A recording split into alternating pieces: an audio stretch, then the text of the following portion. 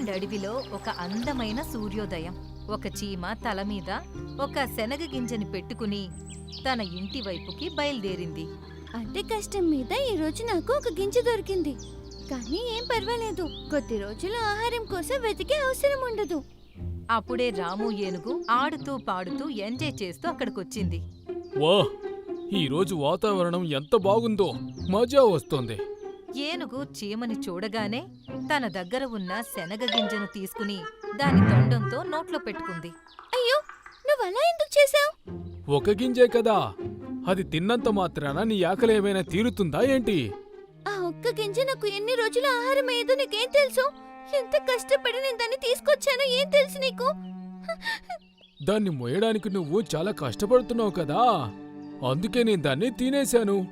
ఇంక నువ్వు ప్రశాంతంగా మీ ఇంటికి వెళ్ళొచ్చు. ఈ మాట విని ఏమీ చెయ్యలేక చీమ పళ్ళు నూరుతూ ఉండిపోయింది.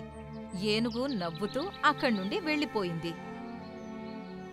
రాము ఏనుగు అక్కడ్నుండి వెళ్లిన తరువాత పాపం చీమ మళ్ళీ ఆహారం వెతకడానికి వెళ్ళింది. కొద్దిసేపటి తర్వాత టీను పిచ్చుక తన గూడును నిర్మించుకుంటుంది. తన బిడ్డ కూడా అక్కడే కూర్చుని ఉంది. తను కూడా గూటి లోపల ఒక్కొక్క పుల్లని పెడుతూ ఉంది. ఇది కేవలం చివరి పుల్ల, ఇంక నా గూడు సిద్ధమైనట్టే.